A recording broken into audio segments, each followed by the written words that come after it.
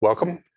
Good afternoon, good evening, good morning, good midnight, depending on where in the world you are. We have people joining us from all over. My name is Maury Piper. I have the pleasure of being the School of Business Dean at George Mason University. And I want to thank you for joining today's inaugural event in our Transforming Retail series, which is hosted by the Center for Retail Transformation at the School of Business at Mason. We have expert panelists who today are going to discuss the challenges that are confronting the fashion industry and some of the solutions that are available, some of which they themselves have devised to address some critical societal issues on how to make fashion more sustainable.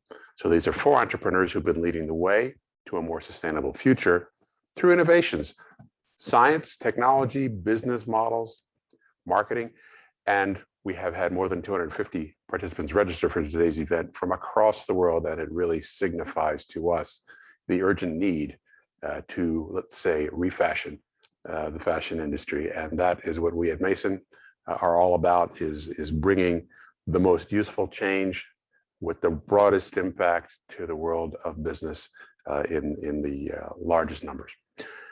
George Mason University School of Business prides ourselves on preparing leaders for the transformation of business. And that, of course, includes focusing on using business as a force for good in the world. We're particularly proud to be the home of 6 centers, with the newest one being, in fact, our host today, the Center for Retail Transformation, led by Gautam Wadkepat. This is the center that focuses on 3 areas primarily: industry-relevant research, workforce-ready talent and how we develop it and can do it even better, and providing value-driven real-world solutions. So in honor of Earth Day on Thursday, Dr. Wadkepat combined these 3 foci of the center into this one conversation.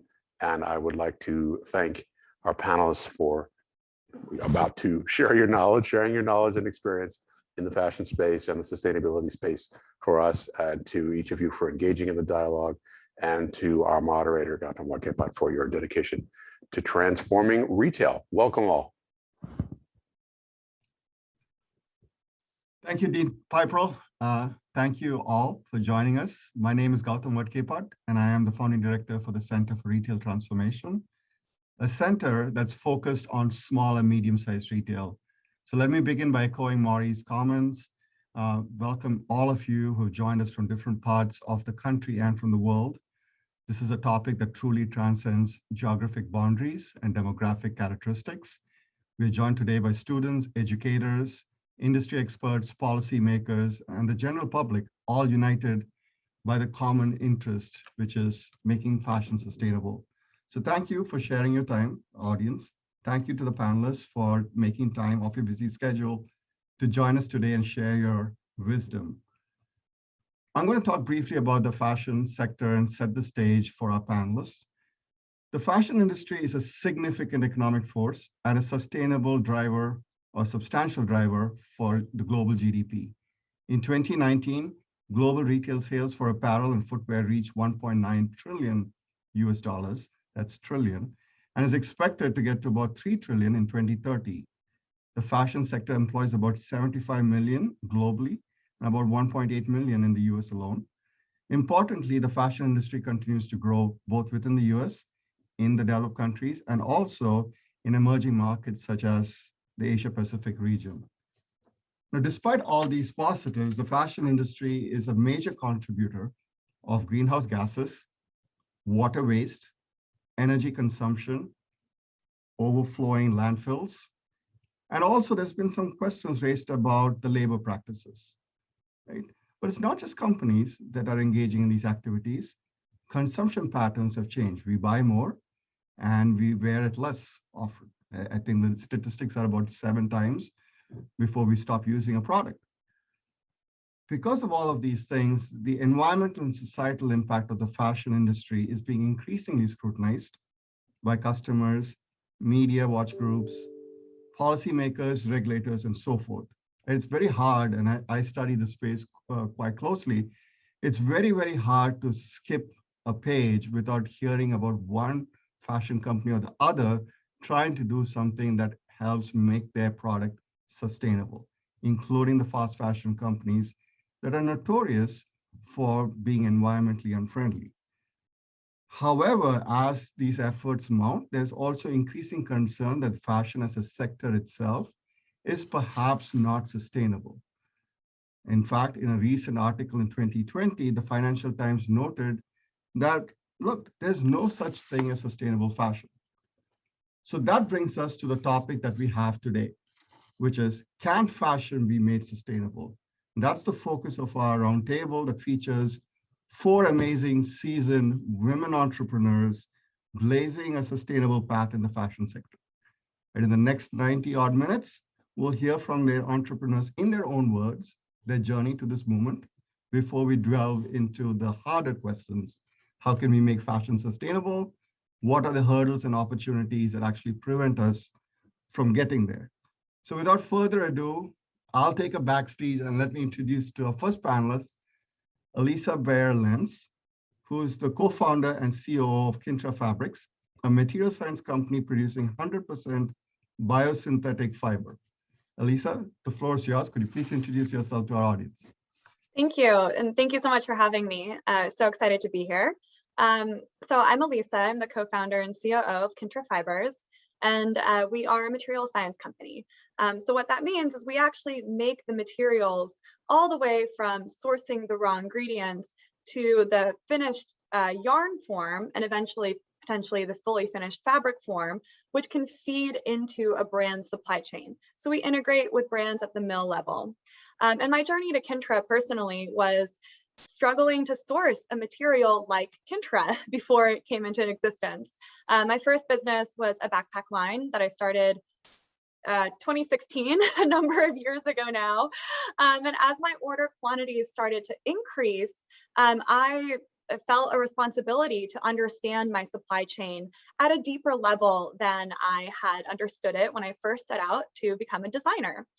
And I had a challenging time sourcing a material that met every criteria that I myself put forward from an environmental perspective. And if I did find a material that I liked, I often just couldn't afford it and make the unit economics that I needed to make to continue growing my business. I was fortunate enough to have access to different research groups and science groups and climate advocacy groups that I became a part of, and just started learning more about some of the things that were just mentioned in the introduction, and the challenges that the industry had with the supply chain. And as I started engaging more with various industry stakeholders, I met my co-founder, who is our nano engineer, fancy word for material scientist. And he approached fashion design in a way that I hadn't even thought was possible. His approach, his background, as I mentioned, nano engineer, was working at a very fast growing 3D printing company out in Silicon Valley. He's also a surfer, hence my background. And he had a challenging time reconciling the knowledge that every time the majority of materials are washed, microfibers are shed. Yet these materials, without synthetic materials, we can't get out and enjoy nature. They really enable us to get out into the world, whether it's surfing, climbing, hiking, jogging, you name it, that's all powered by synthetic materials. So for him, he set out to create a material that would allow us to have this performance-oriented, nature-oriented lifestyle, but preserved the nature that we got out into instead of polluting it. And then meeting my co-founder, this was the exact material that I myself was looking for.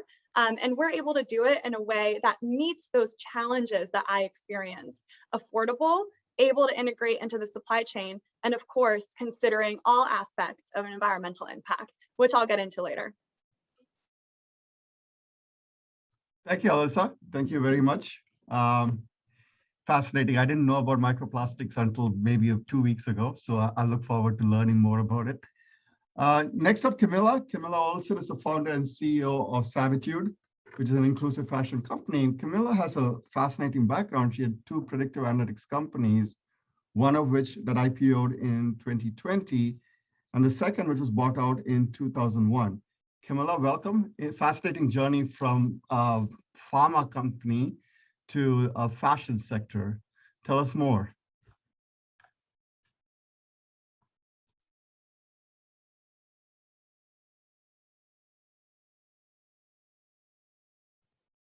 Camilla, I think you might still be muted, at least for me. Yeah. There, okay. Thank you so much. And I appreciate everyone for including me in this panel discussion. And Alissa, that was a fascinating introduction. Thank you. So yeah, I spent most of my life already in the biomedical space and founded several companies, but the last two were predictive modeling, which really looked at clinical trials, one, and the other one preclinical, how a drug worked in the body, and modeled them for efficiency and to save time. Both of them were really successful. The last one went public for the second time for like, it's a $4 billion market cap now. And the other second one was sold for about $100 million a year after we launched it. So I had a time for a change, and with a kind of a bet with my daughter, I went back to a passion that I had, and ended up going to fashion school in 10 years ago, let's just say that, and did an MFA in fashion and textile design, and ended up, I thought they'd throw me out after a semester or two for sure, but I ended up graduating and earned the right to show my collection at Lincoln Center during Mercedes-Benz Fashion Week. I got orders, so I had to start, a company. Thought e-commerce would be easy. So there I learned about fit and how difficult that was. So I struggled for 5 years there. But I learned a lot about fit and realized that I thought we could solve it using similar modeling principles to save time and efficiency that I had done before. And I found the right partner with our CTO, Nick Clayton, who is an expert in machine learning and visual recognition. And I have to say, I think we did a decent job here. So what Savitude is we do inclusive fashion for consumer coverage. And I think we have ample time later today to talk more about that. We sure do, Camilla. We'll be talking a lot about that in a few minutes. Next up, Emily. Emily Erkel is the co-founder and CMO of LaPrix, which is the leading wholesale resale platform connecting consumers to luxury consignment shops. Emily, welcome and thank you for sharing your time. Emily, the floor is yours. Tell us a little bit about yourself. Sure. Thanks for having me. So I am Emily Erkel. I am the co-founder and CMO of LePrix. Like Gautam mentioned, it's the largest platform for businesses to sell and source pre-owned authentic luxury. So what does that mean? For us, we actually have two business lines, LePrix.com and LePrix Wholesale. LePrix.com is our consumer-facing business that connects the best vintage stores to consumers and brings those stores online. You can think of it as the Farfetch of vintage. And we have LePrix Wholesale, which is the first wholesale marketplace connecting retailers or shops to source authentic pre-owned luxury wholesale all online. So you can think of this as the fair of vintage. So we touch the whole circular economy. Just a quick background about myself. After college, I did consulting for many years, got my MBA at Columbia, pivoted my career from financial consulting to luxury retail, ended up working at fashion houses like Chanel and Hermes. I ended up going back to consulting and moved to the Bay after that to lead a Gap strategy practice for North America. That is when my sister and co-founder Elise approached me with an idea of LePrix. Used to be called Snob Swap, but now we are called LePrix. Longer story there. Yeah, but when we started LePrix, we set out to disrupt and transform the resale industry in a way that was something that we were personally passionate about. Growing up, Alissa and I and our other sister would spend days vintage thrifting and visiting our favorite consignment and vintage stores. And we really wanted to bring that thrill of shopping a local consignment or vintage store online. I mean, for me, there's no other thrill bigger than finding a vintage Saint Laurent blazer circa 1978 in a hole-in-the-wall vintage store. I mean, that was our passion. And we thought, how amazing would it be to bring these stores online so that people could have the same feeling of discovery, but also shop sustainably. And so that's kind of the inception of how we started LePrix. And then we actually had an aha moment and a pivot in 2018. and we launched LePrix Wholesale when we realized that stores were sourcing from each other. So we really are trying to connect, really trying to connect and organize this really fragmented resale industry and bring them online. And by doing so, making sourcing and selling resale sustainable. That sounds like a mountain to climb, but it looks like you're doing a great job so far. Thank you, Emily, for being here. Of course. Last but not the least, Lisa Morales-Hellebo. Lisa, welcome. Great to have you here. Lisa, you've been working all over, like 25 years of experience in the fashion tech space, from P&G to starting the Fashion Tech Lab in New York or co-founding it, to now setting up your own type of investment fund. All right. The floor is yours. Tell us a little bit more about your background, your fascinating background. Sure, thank you so much. I will first fully disclose I know and love all these women. They're brilliant. And I've been on the advisory board for LePrix for what, going on 7 years now. I'm super happy to have them all in one panel. I myself have been in design. I went to Carnegie Mellon, have a design degree that I applied to technology, and really saw the opportunities of applying design thinking to a career in tech. I was fortunate enough to start really cutting my teeth in Silicon Valley during the first dot-com boom and bust, and worked at a P&G and Redpoint Ventures backed kind of startup that pioneered the space of mass customization, personalization, and on-demand micro-manufacturing across cosmetics, skincare, hair care, and fine fragrance. So about a 20-year head start on the rest of the world in this magical space that everyone is now starting to realize is a thing. And not only is it a thing, but it's the thing that will help to eliminate dead stock, overstock, and inefficiencies in our current globalized fashion supply chains, but as well as food supply chains, pharma supply chains. A lot of industries are clawing back localized production. So yes, I founded the New York Fashion Tech Lab after going through Techstars and having my own fashion tech company, that I realized VCs were saying the silliest things to me, like, oh, sweetheart, why don't you just buy some inventory like that nasty gal? Or, you're so pretty, you should have just married better. It was just infuriating.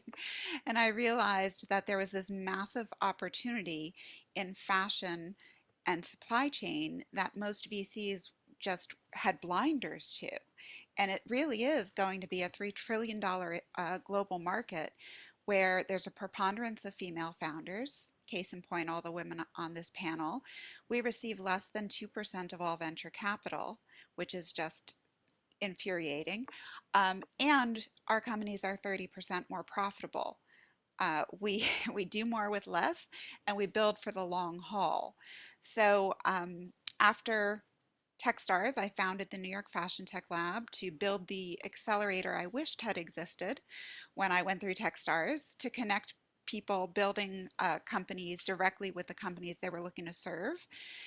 And unfortunately, what I learned was that the C-suite of all of the top brands and retailers are not currently aligned to make hard investments.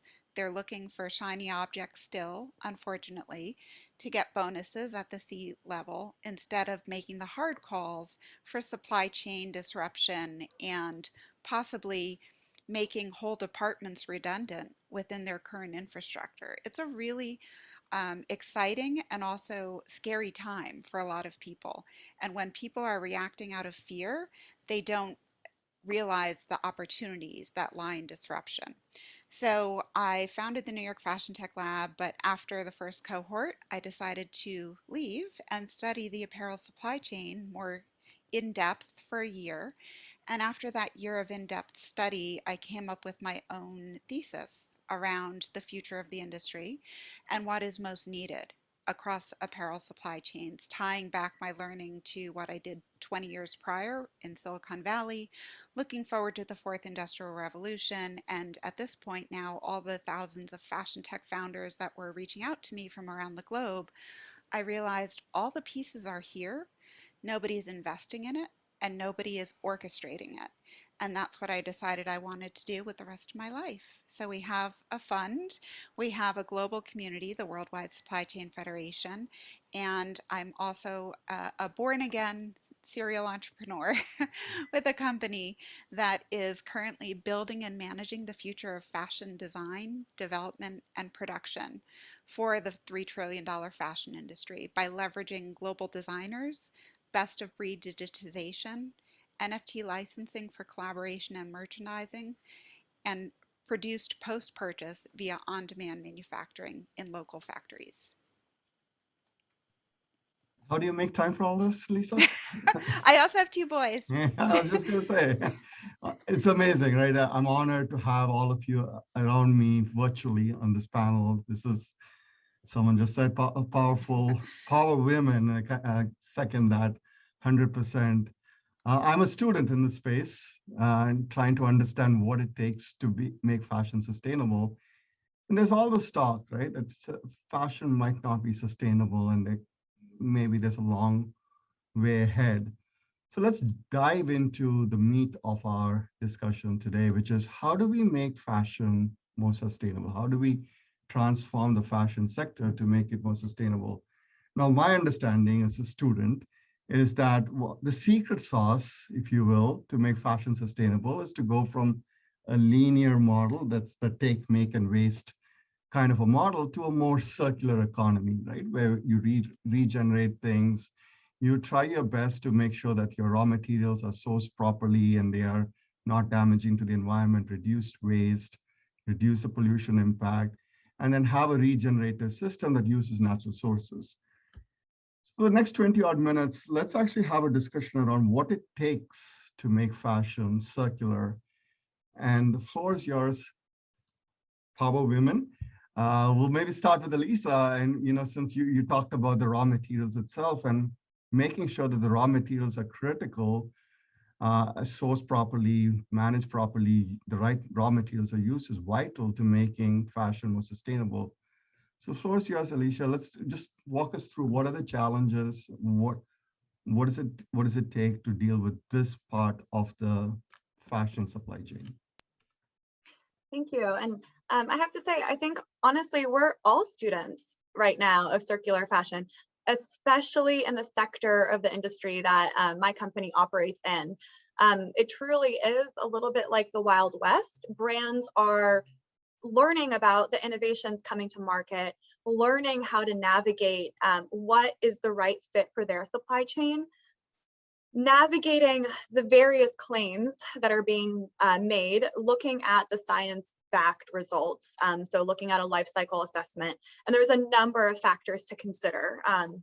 So I think that in itself is a challenge that, rethinking, shifting away from traditional materials to new and better materials is a process. And the first step of that is learning about it. So, so we're all students here in the circular economy, trying to shape it as we go. But I can share a little bit of information about the space overall, where we operate, and how Kintra is approaching this this space.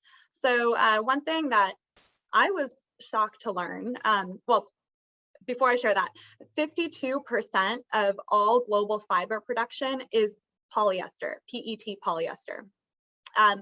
63% of total global fiber production is synthetic.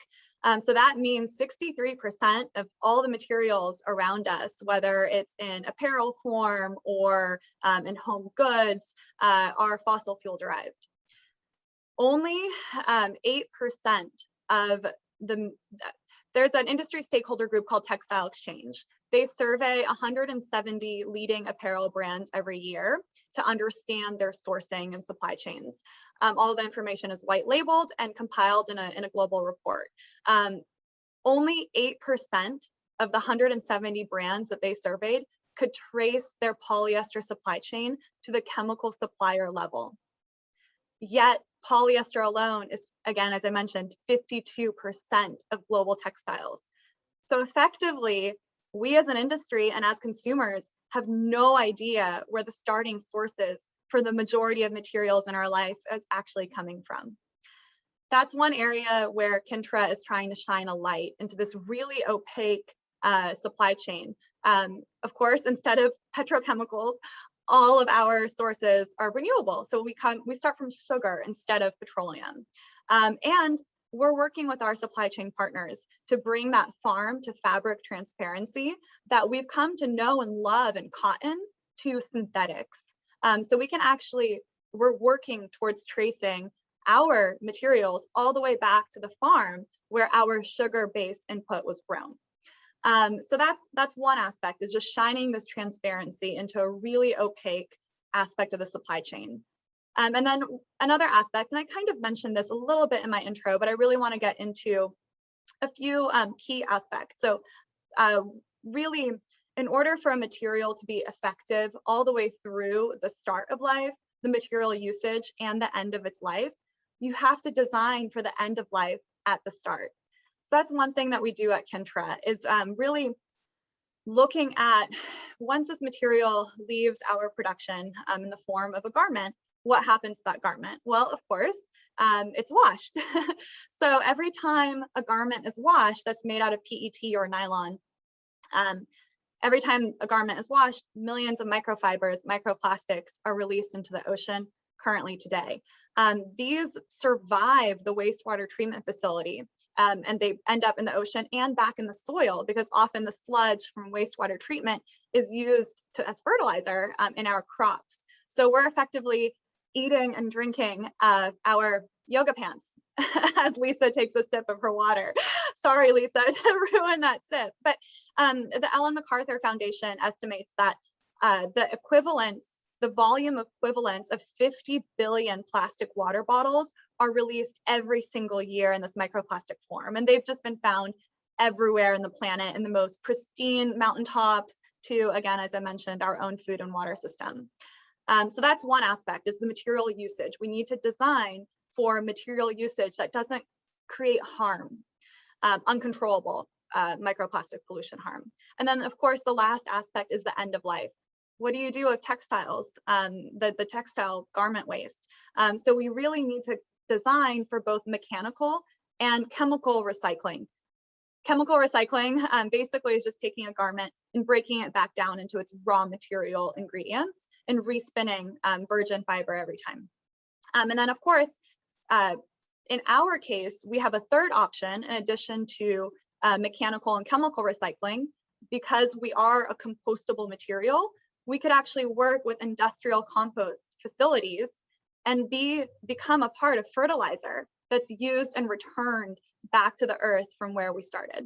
And so that's, what can happen when you consider the rational material design, designing for end of life material usage all the way at the start. And that's the three key criteria for Kintra, is start of life, 100% renewable sourced inputs, always having for the material usage, a compostable chemical structure, a compostable chemistry.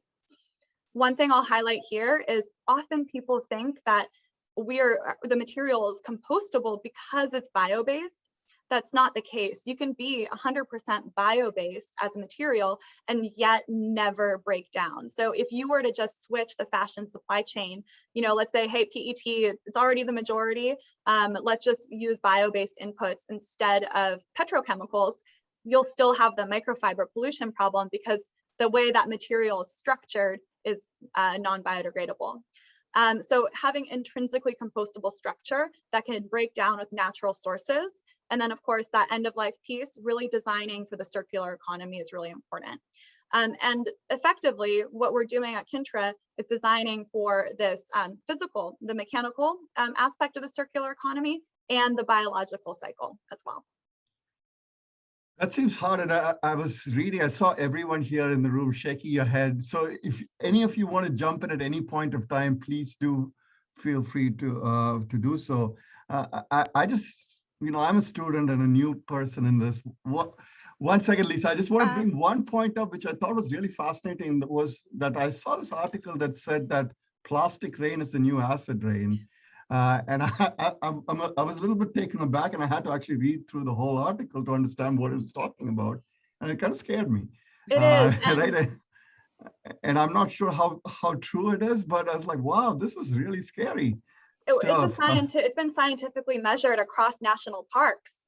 These microfibers, they're everywhere. And in fact, I mean, not to scare everyone, but you're inhaling them. They're in the air that you're breathing at home. I have become, since knowing what I know now about materials, I only have natural materials in my home, and I try and only wear natural until Kintra is able to be my entire closet. I'm staying away from anything that's non-biodegradable, just for my own health and safety and wellness and well-being. But one other thing to highlight is this pollution is really everywhere, and the current solutions that we have in place and that are scaling rapidly are actually contributing to worse microplastic pollution. So the process of downcycling plastic bottles into fiber actually sheds more microplastics per wash cycle. And yet this is they're becoming widely available, they're really affordable, they fit into existing industry infrastructure, and they do, in some cases, reduce the greenhouse gas emissions, but you really have to look at the individual supply chain to understand your own personal impact. So there are some benefits, but at what cost? If you're contributing more microplastics per wash cycle, what are we really solving here? So that's another aspect for for consideration for us at Kintra as a company looking to operate in the space and provide a solution for this. We know that we have to fit into that exact same industry infrastructure in order to offer brands. As I mentioned, I struggle to be able to afford sustainable materials. So that's a key component of Kintra, is actually being able to meet those unit economics that brands require, so that you no longer have to choose between, can we reduce greenhouse gas emissions yet contribute more microplastics? We really want to solve all aspects without any trade-offs. Yeah, and it seems like we're just scratching the surface. There's so much to learn, and every day I read more, and I'm like fascinated by what we have to deal with and the challenges. Lisa, I know you had your hand up. I just wanted to add that it's okay to scare people. I think people are too complacent, and if you really realize the data supports, and it's been proven that we're all consuming about a credit card's worth of plastic every week. I mean, that can't be good. And then they've also now found microplastics in umbilical cords in the womb. This is what we're doing to ourselves. I Something did has to read that change. one. That is scary. And I also saw a recent picture that says, like, hey, how is China going to eliminate 20 million feet of garments or something? A lot of challenges that we have, which I guess we'll save for the next round and the second part of this debate. But Alissa, thank you for teaching us a little bit. And I am curious, what is bio-based fibers for the ignorant person? Oh no, that's a great question. Bio-based just means it starts from renewable resources. So things like corn or wheat or algae, in our case, anything sugary. So biological, bio-based, renewable resources. Yeah, I could get a little bit more detailed there, but one thing to highlight is there's a difference between biosynthetic, so bio-based synthetic materials, and synthetic biology, which are often kind of confused together, but I'll let everyone kind of read into that, or if you have questions, just ping me and I can answer them in the chat, because I don't want to hold up the rest of the discussion. Perfect. Well, next up, I guess, Camilla, you're an AI-driven inclusive fashion company, and so far we've been talking supply chain, raw materials, and so forth. And yesterday we had as we prepared for this conversation, we had this really interesting chat where you used this word inclusion gap, and I had to scratch my head to try and figure it out. Tell us a little bit more about what you're talking about, what you found in your data, and so forth. Well, thank you for that question. And I loved your introduction about that you're a student, and Alissa saying, yeah, we're all students. And indeed, we are students ourselves as a company, because we're continuing to do research on this in this area on body shape and its impact on sustainability. And we've come up with some really interesting perspective recently. So here's how it happened is, I had left off my story in the introduction where we started the company because I've had fit problems in my label, like everybody has in their labels, in their companies. I mean, I thought I was the only one who missed that day in school, but it wasn't the case. So I studied a lot about body shape, and we thought, the thing we should do is make a recommendation technology that matched body shape with silhouettes and design details. So we built a pretty strong capability there. Let's just say we overachieved what we went out to do. And so we did a test with 2.8 million people. We proved an 11% lift with our recommendations on dresses alone, which is a pretty strong lift. But we looked at the data, right? And the data we saw that there were holes in there. And I was really uncomfortable because, we had to make recommendations. And I wasn't comfortable with putting forth recommendations that I couldn't really stand behind. And I realized if we went forward with this product, we were going to have trouble. And then the more we looked at it, we realized the problem is that no one had designed for a lot of women. There are a lot of pockets where there just isn't product there for them to wear. They were leaving stores without clothes to try on. It just doesn't fit their body. So I realized that the problem is really in the design studio. And as a designer, I'm extremely empathetic to that because I tried designing for more body shapes when I was a designer, and my staff tried to quit on me because it's really hard to do that. So one thing led to another, and we did a study recently looking at runways. We did one in 2019 looking at it, and we said, maybe we goofed, let's do it again.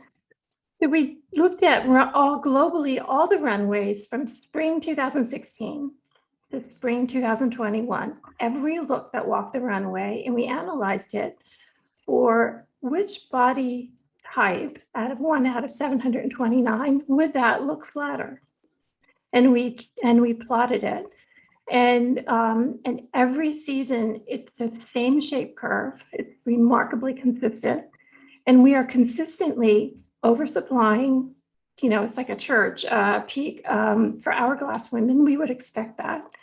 But what surprised me is that we're way oversupplying for top hourglass women, inverted triangle, which are women who generally have larger busts, smaller waist and hips, right? So a garment that would fit that woman has a particular structure.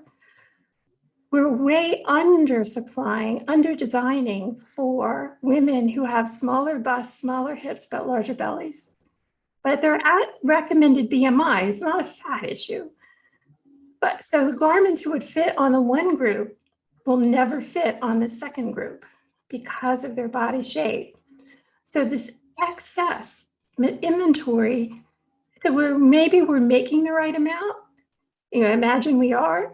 It's the wrong mix because it won't fit on about 30–40% of the people because it's the wrong silhouette. It physically won't fit on them. And if they go up the sizes to fit, it will look terrible on them. I wondered, do you also, one other possibility could be that people walk away from the stores saying hey, I didn't find a fit that met me. And so you're also probably losing a lot of people even before they started the journey with you, right? Well, I heard that all along in my label. I was wondering at the time it was 45, 50, 55, and now it's 58% of women describe shopping as a chore or they hate it. And I believe this is the reason. It's because you're not, imagine going through your whole life and not being served. How would that make you feel? I mean, I feel pretty bad. So I think that is a big issue because, we know large chart of women are not being supplied, and we have this huge amount that's left over. And likely that's what's going into the landfill. Okay, this huge amount that's left over, but the positive way to look at it is this inclusion gap is about $120 billion opportunity that people are leaving on the table. If they just shifted their mix of what they're designing, and they would, if designers would create 4 more body shapes, you would sell more, you would broaden your audience. Why not do that? Why not, Camilla? What's stopping us from doing it? It seems to be common sense. I mean, am I missing something? Is this just a lack of information that the well, we industry doesn't just know? did the study. We're just getting, where I'm just, well, this is the first public time I'm talking, well, second public time I'm talking about it. So Nice. it's new information.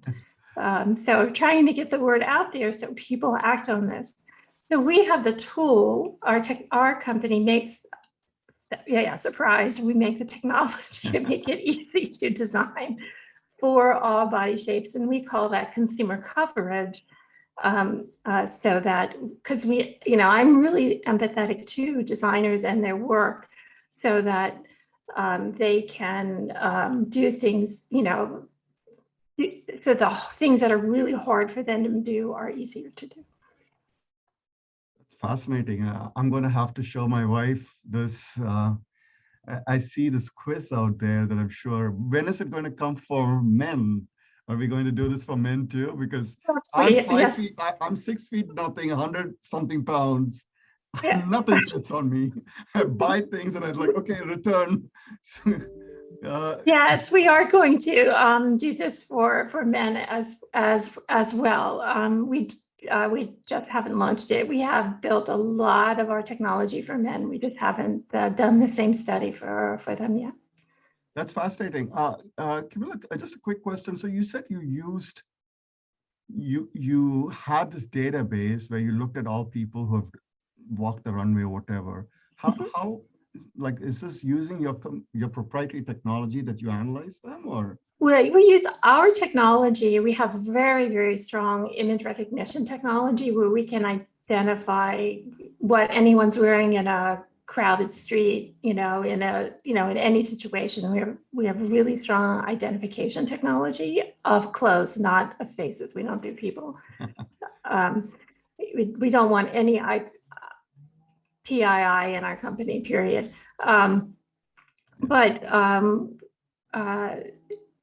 I forgot what I was, I'm sorry, where were we going with that? Well, I was just going to ask, what was it? Are you using your proprietary technology? Oh, yes, the proprietary. Yes, and we use that. And we use Vogue.com, all of the images. So we did this globally on every runway that's reported on Vogue.com from spring 2016 to spring 2021. So it's a very large database of images that we looked at and came to these conclusions. Yeah, it's a lot of work. I know I'm not supposed to be asking questions, but this is fascinating. So, but let me reel my questions in and see if the audience wants to ask questions. If anyone in the audience wants to ask questions, please put it in your Q&A session. We'll get to it as it comes. Maybe we'll switch to Emily. We'll hear a little bit more about what Emily and LePrix does, right? To make fashion circular, one has to take back products in some ways. One has to extend the life. And to me, at least, the resale part is doing exactly that, is that if from 7 times use, you're trying to increase the amount of use to a lot larger. And you see a slew of companies entering the space. Talked about Farfetch, Depop, and so forth. Emily, can you talk about what are the challenges here? I mean, I said in the introduction, looks like you're climbing up a very, very steep hill, and you're doing this globally. Can you talk a little bit about the challenges with regards to resale, take back, and getting consumers to change? I know I have a lot of clothes in my closet that I'm not willing to share and put back in the system, right? And there could be a lot of people like me. Yeah, sure. So resale has been part of the circular economy for forever. I mean, it's an integral part of the circular economy. Thankfully, 15% of textile waste is recycled in resale stores. I think that number should be higher now. The resale industry is also growing way faster than the rest of fashion. I think number I heard was 21 times faster than the rest of fashion. And that really is a shift in how consumers are shopping. Thankfully to trends like, from celebrities wearing, small pochettes that are vintage, and they're really making fashion and pre-owned fashion and vintage cool again. When a consumer shops pre-owned, not many people know this, but they extend the life of that item, that bag, for example, by 5 years. So if you were to buy a pre-owned bag, you extend the life by 5 years.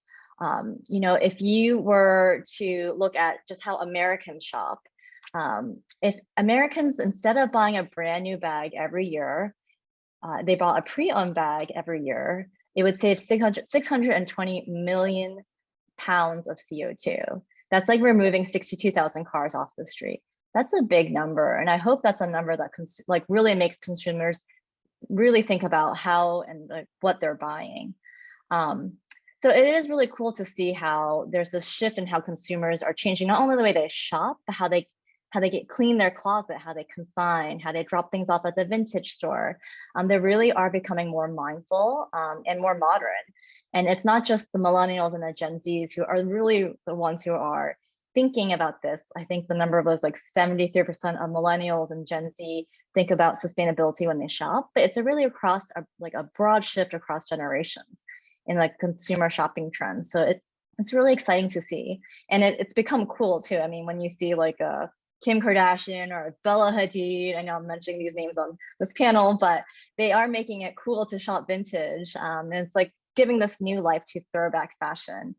So how does LePrix fit into the circular economy? So we actually fit into 2 ways. Like I mentioned before, we have LePrix.com, which is the consumer facing side, and we have LePrix Wholesale, which is a wholesale side that's just retailer facing. So when a consumer shops pre-owned, once they're done with that item, they can sell or consign to a store or supplier who then can list it on our LePrix Wholesale platform, who then sells it to another retailer, whether it's a vintage store down the street or a reseller online. And let's say that vintage store places it on their shelves and the next consumer picks it up. And so that bag has touched 3 different or 4 different points that LePrix was part of. And that's something that we're really proud to be part of, the circular economy in that way. I think the challenges for just fashion in general is, when I think about it, is actually like the rise of social media. And don't get me wrong, I love Instagram and TikTok, but it really changed how consumers are shopping. There's that instant gratification, swiping up to buy something without really thinking about it, the growth of disposable fashion. When you see an influencer go on a trip and they're bringing like 30 different outfits of the day, and it makes you want to feel like you keep up with the Joneses and you shop on Zara or another fast fashion site. It really changes how consumers see their like social circle and what they're influenced by. But thankfully, like I mentioned, like there is a consumer shift, and there are influencers and celebrities who are really pushing sustainable fashion. And for us, what we're passionate about is vintage and pre-owned fashion, which is part of sustainable shopping, I should say. So I really do see the shift in how consumers are shopping, and I'm very excited to see it move towards more of a resale vintage shopping trend. So I didn't realize that people carry 30 pieces of clothing for one. I don't think I have that piece of clothing in my closet, period. That's amazing. Huh? I guess this is why we talked about the 20 million pounds of clothing burnt or wasted. And as I said in the beginning, right, part of it is consumer behavior, part of it is companies are facilitating this, and it is up to us to kind of shed light on some of these things. So thank you, Emily. I have a few questions for you with regards to the hurdles to make this, but we'll wait for the next session, next part of this roundtable for that. Lisa, the floor is yours. We just talked about all these things. Behind all this is those little trucks, ships, everything else that we're talking about that's running around trying to make this happen, which obviously increases environmental pollution, whatnot. We started off as a local economy, now we are global. That creates much more impact from an environmental perspective. We talked about earlier about how the supply chain and the labor issues within these supply chains, the lack of transparency and so forth. So what does it take from a supply chain perspective to actually get this right? And I mean, I know now it's a hot thing now, right? Supply chain is before when you and I have these Finally, it only conversations, took a global pandemic, you know. and the Swiss Canal maybe too, Yeah. somewhere in there, right? Like it's now become this hot thing everywhere. I turn around, I see this conversation. What does it take? What does it take? Yeah, it takes bravery and relentless persistence. I mean, just going at the problem set despite all the hurdles. The industry itself is not investing in its own refashioning. It is, for the most part, waiting for people to spoon feed solutions that are fully de-risked and scaled and at the right price point and fits into their current processes.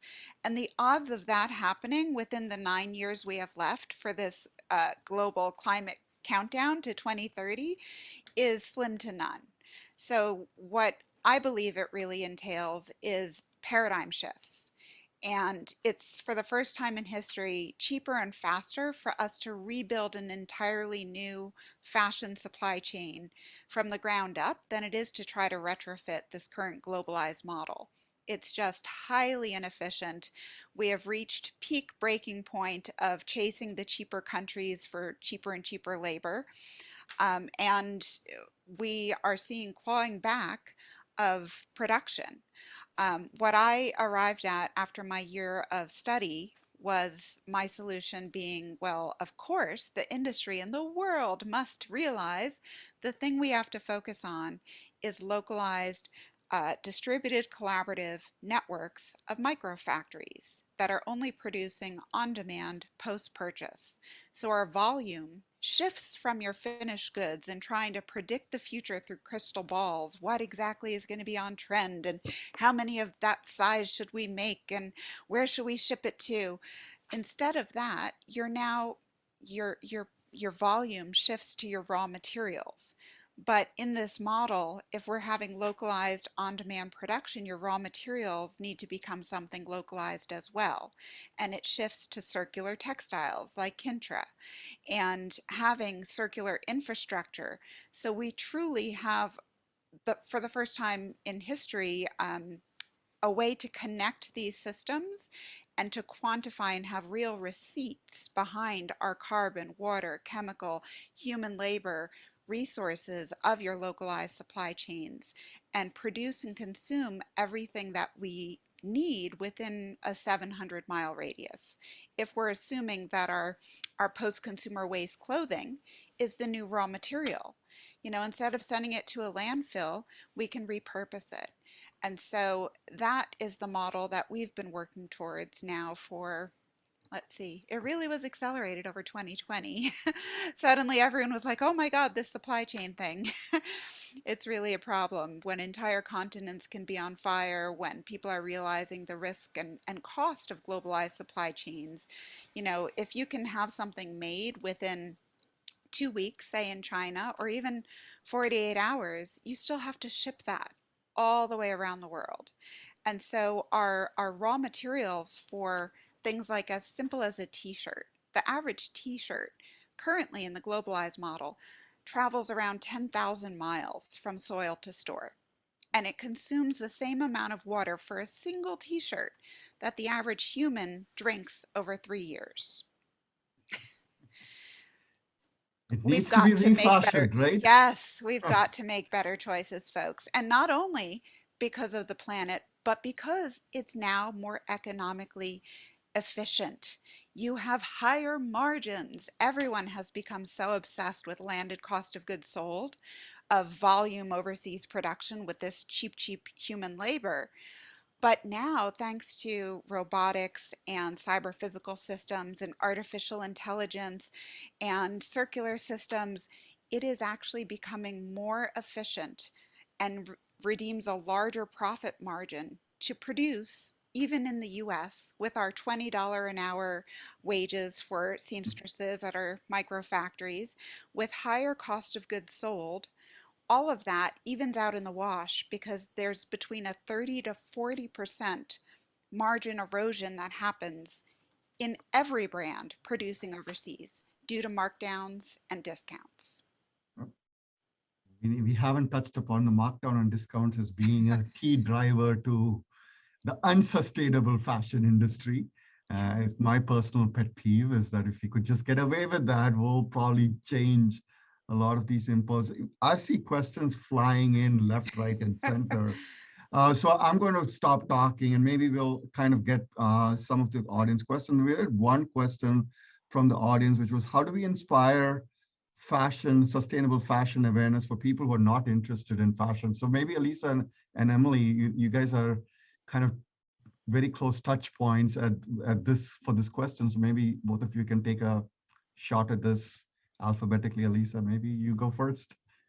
Sure, happy to answer it from the material standpoint at least. I found that the more personalized that you can create the impact, the better. And if they are not natural climate activists, I find that leading with the impact that these materials that are currently being used in the industry are having on their own health and safety and well-being could be impactful, because everyone cares about their own health and safety and well-being, that of their family, that of their friends.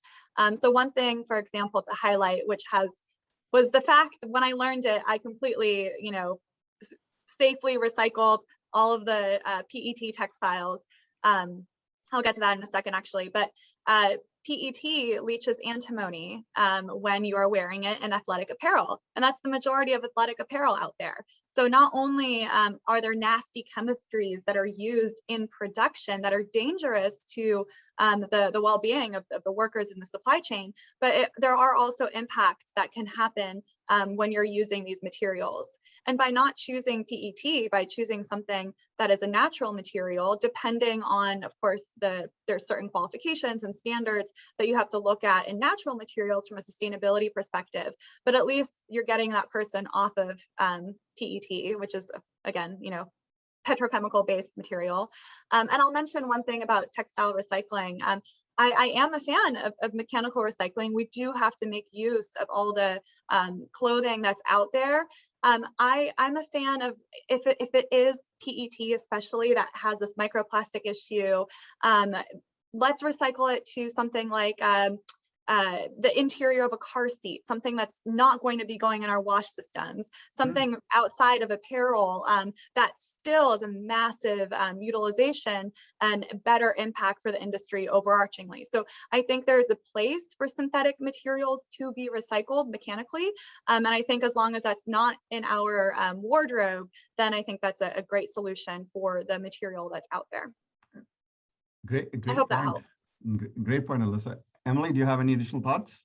Actually, anyone? Yeah, I mean, if we want to inspire consumers and awaken them to sustainable fashion, I think it's really two parts. One, I mentioned before, it's the cool factor. It's the it bag, making it vintage cool again. It's not just some cookie cutter, everybody has a H&M, not that they're H&M of us, but H&M or outfit.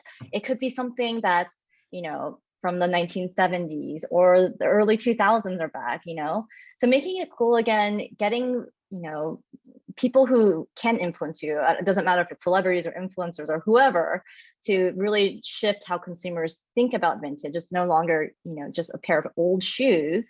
It's a cool vintage pair of shoes. So it's the cool factor. And the second is, to Alyssa's point, it's the personal factor. To make it, something that they can, understand and digest and personally affect them. So whether it's an impact from a sustainability standpoint, where when you know that the bag you just bought extended its life, or that that when you shop this vintage store, that you're supporting a local small business, a business that's been around for many decades, like some of our stores, like Michael's in New York on LePrix, has been around for generations. And, supporting a local business while you're sustainably shopping, extending the life of an item. I mean, there's so many good points that can be brought out.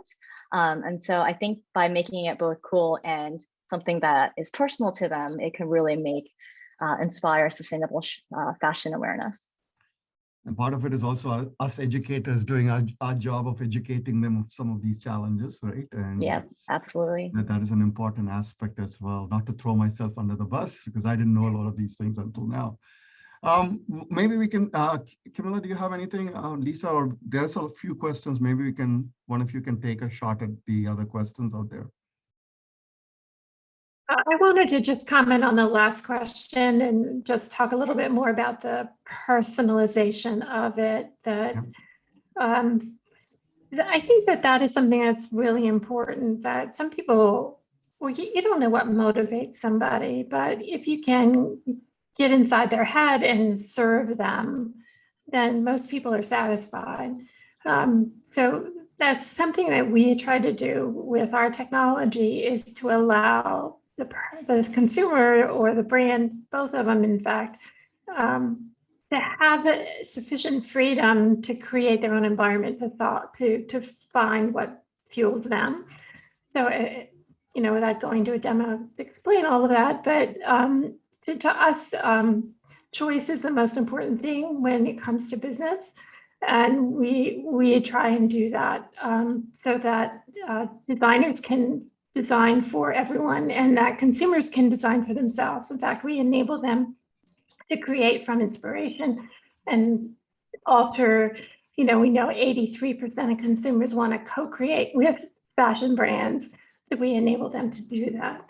And with Lisa and Lisa's friends, such as Gerber Technology, we can do that within an hour and do some pretty magical things. So there's a lot of technology out there that can help bring things forward to satisfy people, and do that in a way, I think, when you're mindful with natural fabrics to honor the planet. And when you do something that you really love, when you make something, build something that you really love and that fits you on a made-to-measure basis, you're going to cherish it and wear it a long time. You're not going to use it up and get rid of it.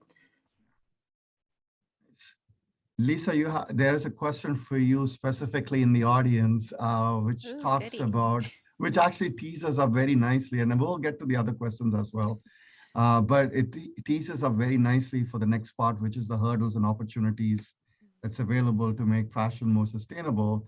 And Tiffany sets us up very nicely with, like, what are these different models? And we'll go backwards now. Lisa, maybe you can start by talking about what are the models out there? Those are the opportunities. What are the hurdles in implementing these different models? Sure thing. Thank you. Well, I've been working to try to help this industry adopt innovation and save themselves, really, from themselves for, God, like a decade now. And what I learned is that you need to, as I mentioned, build the solution and prove to them that it is all the things that they're looking for. So we were initially taking the approach of working on creating the microfactory network. And we've been partnering with big tech companies like Gerber and Kornit.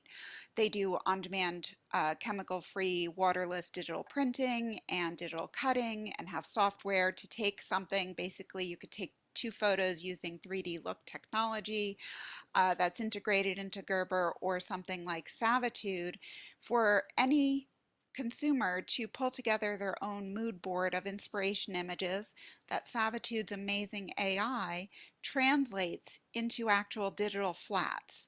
It generates designs based on your inspiration inputs of images and can output them directly to Adobe Illustrator vector flats of fashion.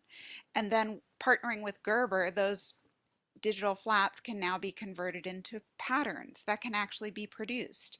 So refashioning the entire supply chain and rethinking and reimagining it is possible through this sort of forced orchestration that I've been trying to get the right people to come together.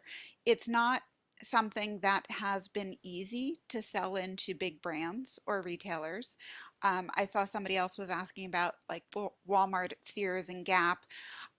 Frankly, our approach to solving for the fact that brands are kind of sitting back and waiting and seeing and putting a lot of money into greenwashing and marketing that makes them feel good and makes everyone say, yay, you're doing the right thing, is to create a marketplace where we are unlocking the amazing fashion designers that have worked at past brands like Balenciaga or Alexander McQueen, Calvin Klein, Vera Wang, Karl Lagerfeld, etc., that have never been in control of their own IP, their creative, their designs, and we are bringing them to a private invite-only marketplace where we will package up their designs, we will create the digital tech packs, we are sourcing with US textiles that are better for the planet, sustainable through partners like Lenzing and Swiss Tex and Sportech and TVF,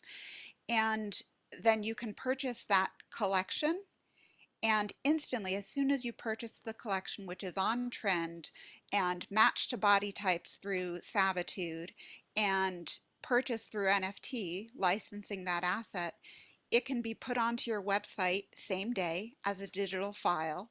It could then be purchased and produced on demand same day. All of this is what the industry is saying they are hoping to drive towards, but people like us have just been collaborating to make it a reality because it has to happen regardless of whether or not the industry is going to pay for it. And so if they don't pay for it, if they don't adopt it, they're just not going to exist in 5 to 10 years. Interesting. Camilla, maybe you can touch, we'll just go backwards now. Actually, that should be on my screen backwards. so Camilla, maybe you can touch upon what are the challenges that you see. And, you know, Tiffany had asked this question, like, what does it take for leadership team? What can you actually talk to the leadership team about? So maybe you can touch upon that as well as you answer this question of what are the hurdles that's facing and the opportunities that you see in the sector. Thank you for that question. So I'm in the midst of trying to put together this message for as broad an audience as possible, and I'm so glad to have this opportunity. So we put together this study that I mentioned before, and I personally think that is really important, that we pay attention to the results, but we only have half of the results. I mean, I described that we did the recommendation technology, we noticed something, we had a gut sense, so we did more research. So the next step that I want to see is, let's prove that what's in the landfill is from that oversupply of what we're seeing walk down the runway. And if we can prove that, I mean, we can really, there's no excuse why we're still doing that. I mean, I don't think we need to do it, but I know this industry, they're going to want to see that before they change. I was going to say that's mission impossible. Are you going to these landfills to? No, but there are people who are. I mean, I was talking to somebody last week, who has a business. I think it's called municipal. She's got a really cool name for her business, but she takes what's going into the municipal scrap heap or whatever, and she has a deal with the city of New York, and she's repurposing all that material. So she's going to start saving all this for the inventory information for us to review, and so I want to get in contact with people like Emily, who looks at recycling, sharing the shared economy and the recycling, all these people who look at these inventories, and with our visual image analysis, we can analyze it and quickly figure out who it flatters and figure out why it's there. And I think with that data, it will help convince the industry that they have a serious issue. The second thing is, and I know, like every woman I talk to, I mean, only 20% of women have the hourglass body shape, right? And everyone else is something else. So 80% of women I talk to are so excited that we're doing something about body shape. And I'm also on an IEEE industry committee group for 3D fit and 3D body processing. And we know that there's no correlation between 3D and fit. And we agree that the first step is you have to look at the body first. So I'm proposing that we make a global data bank of body shape. Just the body shape and city, that's all the information that you need. And the brands can own their own personal information, their own private information about their clients, but why not globally understand what is the distribution of body shape so that we can better predict and better manufacture for our customer base and for the world and we're all trying to stop this problem. We need to collaborate. That's where the computer industry went ahead, is when they started collaborating. And it's time we start collaborating on a global scale like this. I suggest we start with body shape. Look at that. I see 5 nodding, including mine. 5 nodding heads out here shaking the same way. And it's been a year and a half of trying to work on the center. And that, I think that's the biggest hurdle, is the collaboration part, is to getting people to collaborate. And I'm an optimist, and I see things already changing, and I hope it'll continue that way. So one solution is to actually go to the source, design products right, and of course creating the database. That seems like a Herculean undertaking. What else do we have? Maybe Emily, what do you think is the biggest hurdle and the greatest opportunity that's facing us? Well, I think I spoke to the consumer side, the shifting of the mindset of what vintage use means. But for the fashion side, I think retailers and brands are slow to adopt sustainable practices when it comes to pre-owned and vintage. Brands can be pretty wary of what resale means to them. They're not really sure how to approach vintage and how it can coexist without cannibalizing their brands. And then retailers feel, similar way. I mean, they are not sure how to showcase their new items next to vintage items. But what we've found is, and to Camilla's point, again, it's a collaboration. It's when we work with retailers, when we work with brands, we actually see it beneficial for everyone involved. The brands who source wholesale from us, for example, or retailers, I say, who source wholesale pre-owned vintage from us, they see an increase in sales. They see an increase in retention because consumers are already shopping resale online. And it also helps them from also a branding standpoint. Like when you have vintage, when a brand has vintage or a retailer has vintage or pre-owned in their store, it shows that they're actually more thoughtful about how they're approaching sustainability by offering this pre-owned selection. So I really think like it can coexist, and actually can be great for everyone involved, for retailers, brands in the fashion industry to offer vintage and pre-owned.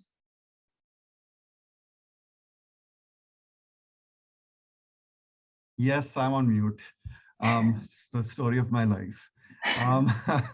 So Alissa, maybe you can talk about. We've got a few questions in the chat, but Alissa, maybe you can talk about what you think are the hurdles and the challenges. And while doing that, there's somebody who's asked, which I would love to hear the answer for. What are some examples of other chemicals to look out for? So maybe you can answer both of those while when you talk about the hurdles and opportunities. Yeah, sure. So I see the question as well. So PET is actually the name of the material, not the chemical. It's the material itself. So the chemical in question that can leach out onto your skin while you're wearing clothes made with PET, more commonly called polyester, is antimony. And there's a number of other chemistries that are kind of nasty that are used in production,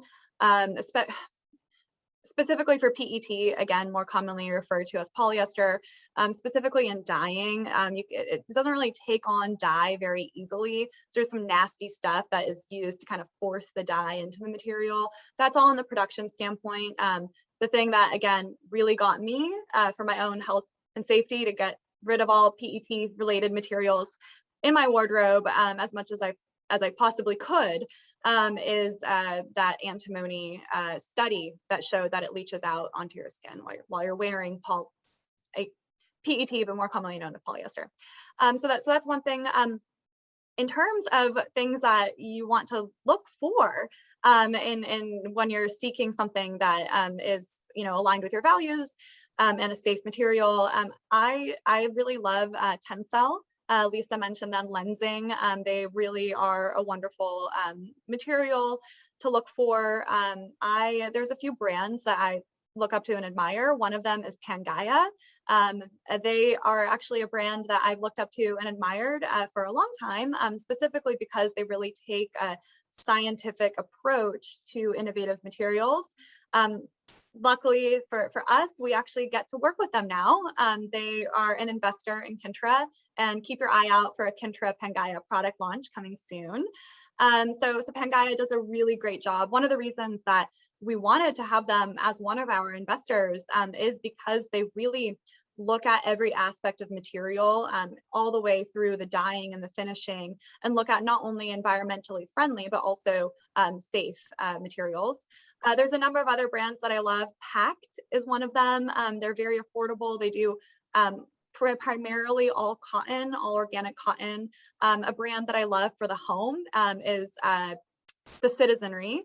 And there's also a brand that my husband loves. I like it too. It's called Cotton Citizen. They kind of do the cool athleisure, primarily cotton materials as well. And in terms of the challenges, a lot of them were already discussed. I think we need more collaboration. Traditionally, the fashion industry hasn't been the most collaborative. There's been a lot of lack of transparency, secrecy with your suppliers. I think the more transparency that we see, and we're getting there, the collaboration aspect will really catapult innovation forward. And we're seeing that increasing in industry. Another challenge I think gets in the way is perfection over progress. And a lot of brands have made mistakes in the past and are almost preventing themselves for taking the right steps forward because they want to see all of the questions answered. But a lot of that takes a lot of money. There are certain certifications which I think are important, but some certifications alone, innovators who aren't venture backed, would just never be able to get that certification. So I think that brands that are a little bit more advanced in their, defining their science-backed standards, understanding all the different inputs and impact aspects of a material, are starting to work with innovators on, doing a specific deeper dive into a specific supply chain and really understanding it in advance of a certification, which can come later. And of course, having a third party involved as well. So I think that's some of the challenges. And again, I think the path forward around that is really all around collaboration. Perfect. We have two questions. One, I think Camilla is directed at you. So maybe you can take that. How do better fit and circular options reduce return rates? And the second one is the national carriers with maxed out shipping capacity. Well, with the 44% of returns are because of a bad match between body shape and the silhouette and design details of the garment. 36% of returns are because of size. So if you pay attention to body shape, obviously you'll reduce returns maybe up to 44%. Typically, if you speak to a designer and many merchandisers, they'll agree that if you get the body shape right, size is very easy to follow.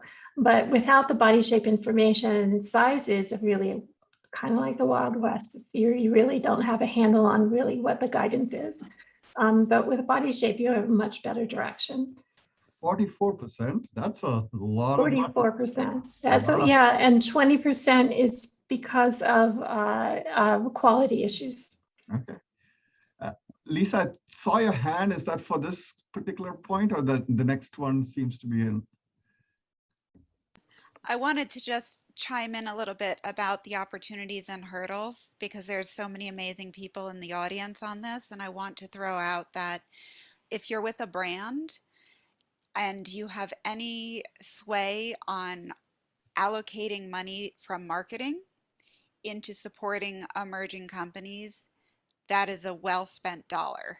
If you have money for R&D that you can give non-dilutive grants to companies like Kintra or Savitude that are really pushing the boundaries and creating entirely new paradigms, that's where you should deploy some capital because these companies are changing the world and we are not seeing enough capital being deployed in early stage fashion supply chain companies on the whole.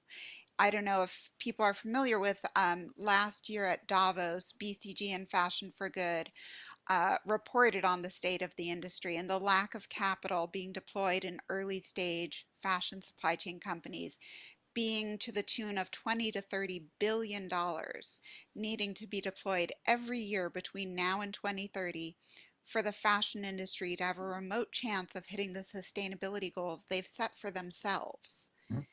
And off the top of my head, I could probably count on both hands all the funds I know around the world that are actually focused on this problem set. And I'd say we're short by, quite a few billion dollars. 20 We are billion. maybe 100 million being deployed annually in this space. So we have a long ways to go, and it cannot be solely on venture capital. Yeah. However, if you do want to invest in venture capital, I will make a plug here. We have a launched rolling fund, which we can market, and it's a 506C, I believe. And it allows us to market it to the general public. We can have investment from anyone. So reach out. Camilla had her hand up, Camilla. Yeah, I want to go back to Todd's question number 2, because he's asking a very important question about local manufacturing. And I suspect that's on-demand manufacturing as well. And I know Lisa can answer some questions on that much better than I can from many areas, but I just want to say that we play a key role on the front end of that. We are deployed in the Gerber Technology Innovation Center in downtown Manhattan, where we take from the buy now button to sewn garment in 1 hour. It's very, very cool system. Yeah, that is exactly the type of innovation that is catapulting this paradigm shift. And it came through collaboration, Kornit collaborating with Gerber and Gerber collaborating with startups and other technology companies within their innovation lab in Manhattan in Hudson Yards on the 22nd floor. They have a showcase of what you can do with a virtual micro factory. You can actually walk in and have or send in 2 photos, choose your design, customize the neckline, the sleeve type, the sleeve length, the garment type you're producing, pick your print, see it rendered on the design, and have it go through the Kornit digital printing, the curing machine where the pigment soaks into the fiber and is baked in there, then to the digital cutter, the Gerber digital cutter, and the software sends the digital bill of lading to the digital sewing machine that resets the stitch type, the foot pedal, and the seamstresses then just go zip, zip, zip, and your garment is ideated, customized, printed, and produced within as little as 30 minutes. But that's a community in itself. That's a fully self-enclosed community, which means we have to change the way we think about a lot of these things and get people to think in that collaborative mindset that I think everyone has touched upon. We're nearing to about 20 minutes left, and there's a whole bunch of questions left. I feel bad saying this, but maybe we can use the remaining 20 minutes wisely. Someone would ask, like David Carrillo had asked, what advice would you have for entrepreneurs who want to get started in sustainable fashion? I mean, you guys are all seasoned. entrepreneurs, is there anything that you would have, any words of wisdom that you would like to share with the audience? Many of them students, many of them thinking about careers in this, many of them Already, entrepreneurs themselves. I'll reiterate what Alissa said. This is a magical moment in time because this industry is being born or reborn. And so if you're excited about this space, you have an opportunity to become an expert because it's being built and redefined as we speak. So there is nobody that has, if you had 30 years in sustainability, it no longer is the same sustainability landscape that is being born today. So jump in, be curious, and be a perpetual student. Perpetual student, I love that. Emily, you went from from being at Gap, and there was a question, when is Gap going to be in the sustainable business, right? To now being a risk taker. And for many of us, me included, risk taking is one of the big things that hold people back.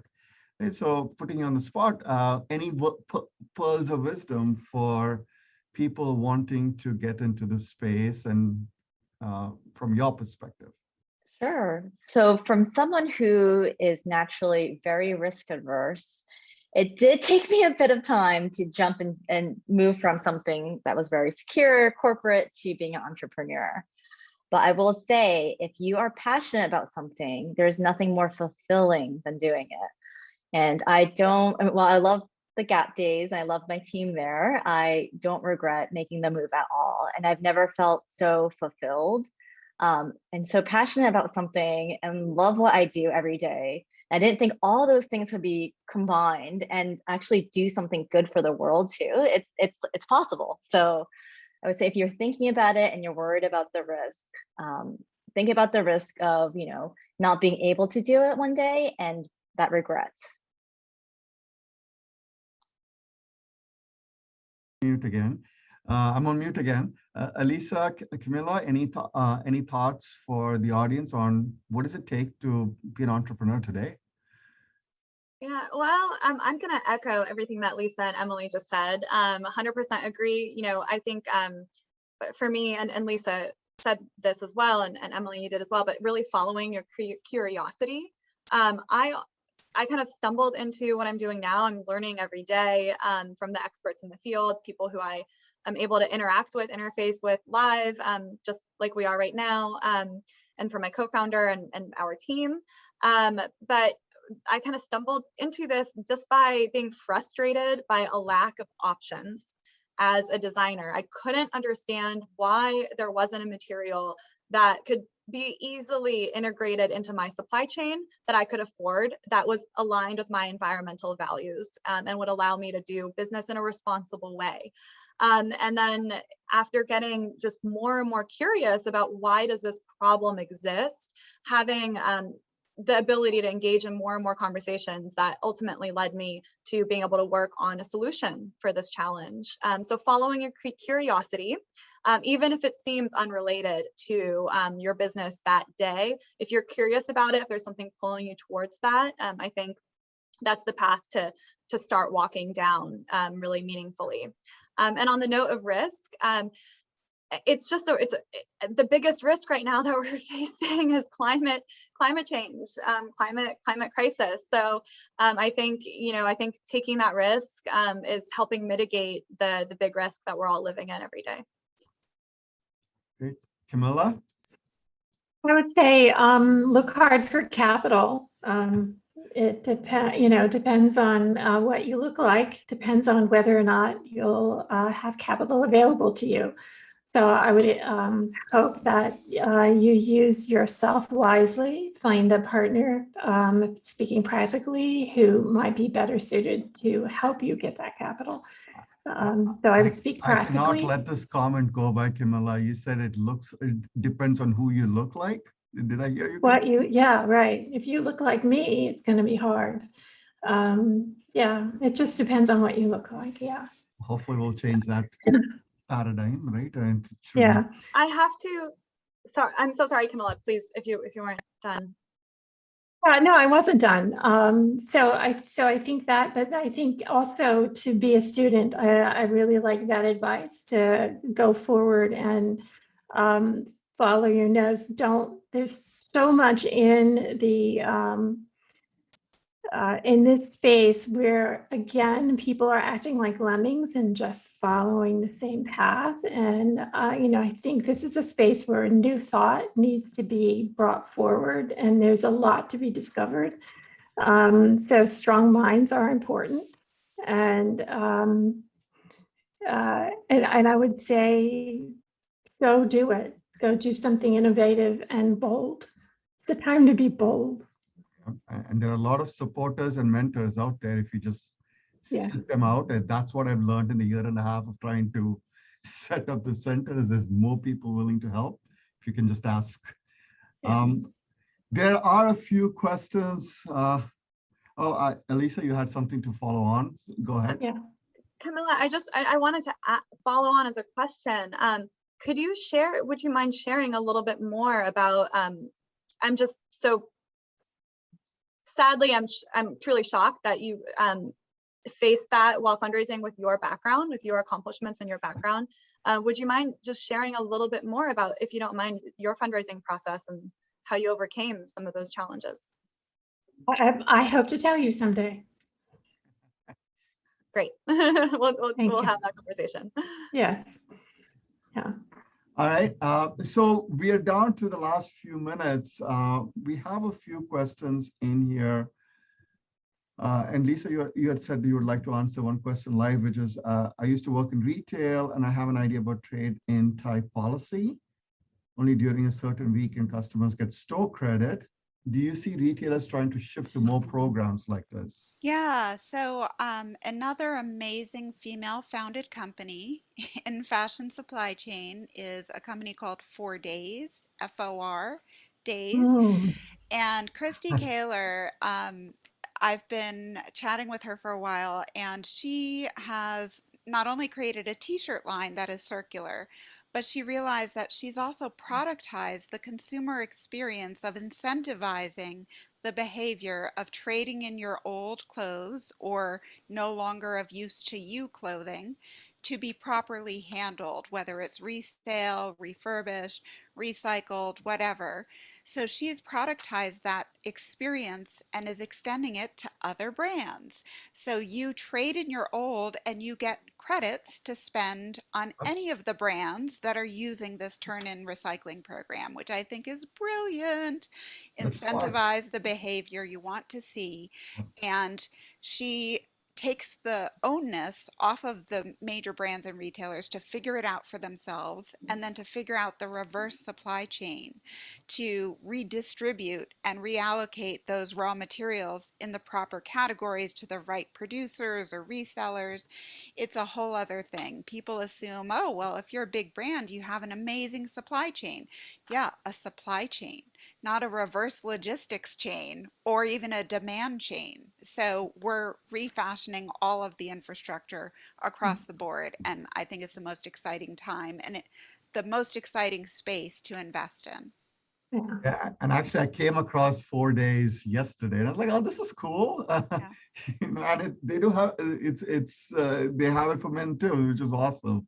I was surprised when I came across it. And so it's a fun way to wrap this up. So I think we'll wrap this up with the following question, right? Someone had asked in the audience, what's the one phrase that sums up your prediction for sustainable fashion and the industry? So let's wrap up. We scared a few people possibly, and we set some expectations pretty high on what's needed to get done. Let's wrap up on an optimistic note of where we're going and what we think are the future for this industry, and maybe tie it to a question from the audience. Does it need, and we are an educational institution, do we need to go back to school for sustainability or other programs? So what's the one phrase that you think is the future of fashion, and do people need to go back to school to learn sustainability? Anyone? I'll go first. I don't think so. I think the future of jobs in the United States lies in reskilling and upskilling. And there's a ton of jobs to be made in clawing back manufacturing. We can make things in our own country again. And we can also turn other people's trash into new raw materials that have value and become products. So this entire refashioning of our supply chains and localizing them is an opportunity to create jobs where you don't necessarily need a college degree. You can be in sorting and disassembly of old materials. You can be in, a seamstress where if you're good with your hands and you can make things. In our micro factories, we're working with organizations like Shimmy that have gamified the reskilling and upskilling of digital platforms to take women in Bangladesh with a fourth grade education and turn learning how to produce digital patterns into an addictive gamified experience like Candy Crush within as little as 4 hours. These women with a fourth grade education are learning how to and can produce digital patterns. So if we can take that same sort of process and apply it to not only reskilling and upskilling in fashion, you can go from being an entry-level seamstress to learning how to manage the hardware and software on the line, which is about an $80,000 a year job, to becoming a digital sampler, and that's a six-figure salaried job, all without needing a college degree. Camilla, you were going to say something. Go for it. Yeah, I just have to bring out that Tad Wilson's comment is just Yes, making please my do. day. So he said that he pulled his oldest daughter into his office to see some of the faces of the future in retail. And this wonderful woman smiled and said, "Looks right." Indeed, that is the future. Well done, well done. Well, I wanted to, somebody earlier said something about positive reinforcement and, training people. And I think we all said something about that. So I'm going to offer up something that I think that when you see something that's made for you, personalization, it helps you kind of win over to maybe that way of thinking. So we have just put up on our website at the very, very top bar, a banner. There's a spring 2021. If you take our quiz, it's just a verbal quiz, no measurements, nothing, 6 questions. And we figure out your body shape, body type from 1 in 729. And we take the global runways around the world, right? And we'll serve up to you the 50 looks that will look best on your body type. So that way you can go and figure out what looks good on you. I know a lot of women have no idea what will look good on them for this season. And so here's your shopping list. That's nice. If you're a man, please give it to somebody you know. I will. I will be giving it to my wife right off. I will start that. I'll start the process. She's going to be using my computer tonight. Thank you, Camilla. So wrapping things up, Emily and maybe then Alissa, what's the one phrase about the future of sustainability, and what's your take on the future? What does it look like? Is it really that we can't make fashion sustainable? No, I'm like you, Gautam. I'm very optimistic. I mean, we like you hear the saying, oh, it's the next generation, it's the next generation, but we are the generation that is going to make fashion sustainable. And we see it here on this panel. We see it in the audience, we see it how consumers are shifting and how they shop. I think it's really important to note how far we come, but also how much further we have to go. And I'm excited. I do think this is the start, like the rest of the panel said, this is the start of it. And this is a really exciting time. I did want to, go back to the question about whether you need to have a degree or anything. I agree with Lisa. You don't, for sure, to get into sustainable fashion. But I love seeing, universities like George Mason doing the Center for Retail Transformation. And do a little plug for you. Thank you. I can't do that myself. Doing this kind of awareness about sustainable fashion, because when I was in school, this wasn't like, there was no panel, there were no classes. Like, bringing this kind of awareness to students is amazing. And it's, very eye-opening that there are other career paths beyond the traditional retail merchandising program that you can start at entry point, or, beyond just the, corporations that you can work for. There's so many cool startups like the ones here that are really changing fashion and the sustainability of this industry. So I love it. Obviously happy to be part of the Center of Retail Transformation. So really proud of this work. Thank you. Thank you very much. Alissa, what's your phrase and what's your hope for the future? Yeah, the word that came to mind when you asked the question was change. And then on the heels of that, I agree. I don't think a degree is needed. I do think that being up to date with the change that is happening, it is needed. And the best way to get that is just by getting out there and getting experience on the go. And you can always continue your education if you feel like you want something a little bit more structured. There's so many resources that are available in industry as kind of a continuing education for professionals that are simultaneously learning about the change that's happening and actively participating and driving forward the future they want to see. Yeah, I think change, and then I guess my hope again is going back to collaboration. Yeah, that's my hope too, and that's what the center is supposed to be about. Lisa, I think you have, is that your hand up? Yeah, I raised my hand. I need my glasses. I do want to say that I believe education is always value add. So you don't need an education to have a successful career in this space.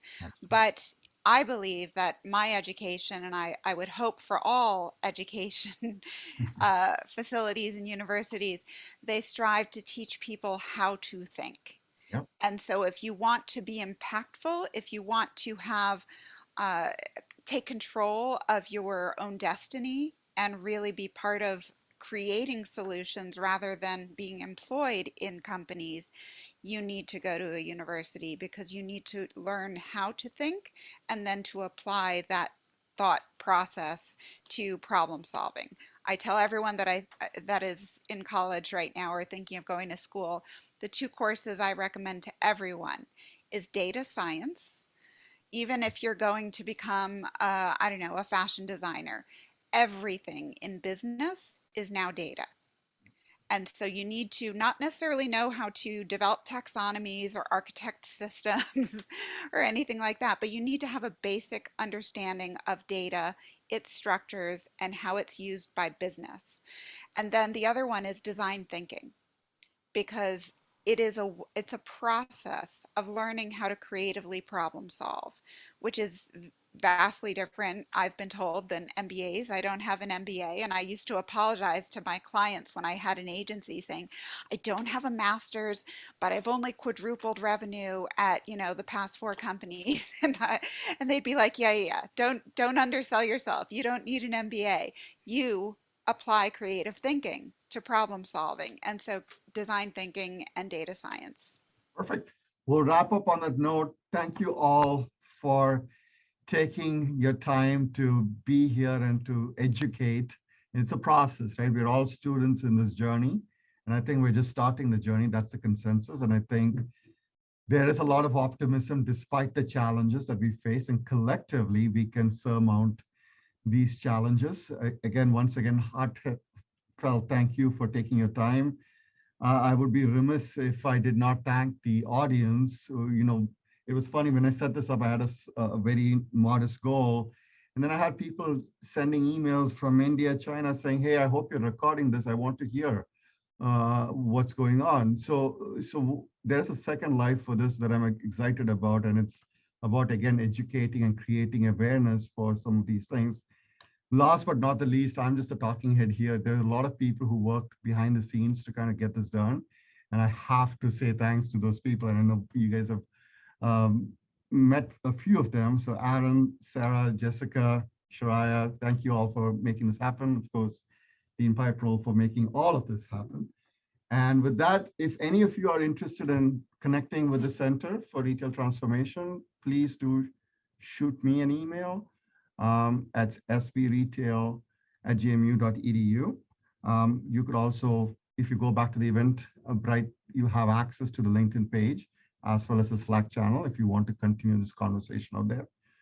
But again, thank you. Have a good evening, and we'll make fashion sustainable by the end of this. Take care. Let's do it. Thanks so much.